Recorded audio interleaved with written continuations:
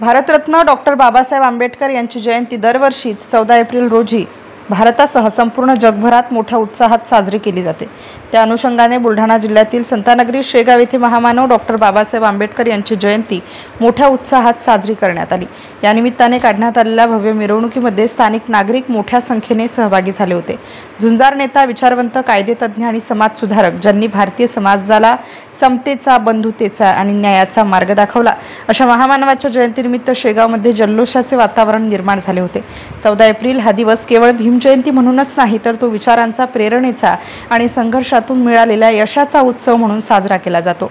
या प्रसंगी समाजभूषण नितीन शेगोकार, माजी नगर परिषद उपाध्यक्ष सुषमा शेगोकार, नगरसेविका प्रीतीताई शेगोकार, राजेंद्र शेगोकार, राजाभाऊ भोजने, सुखदेव सोनवणे हस्ते डॉक्टर बाबासाहेब आंबेडकर, तथागत गौतम बुद्ध व छत्रपती शिवाजी महाराज यांच्या पुतळ्याचे पूजन व हार अर्पण करून गावातील मुख्य मार्गाने मिरवणुकीला सुरुवात झाली। मिरवणुकीत सर्व जाती धर्माच्या नागरिकांनी सहभाग घेऊन सामाजिक एकात्मता व बंधुभाव यांचे दर्शन घडले।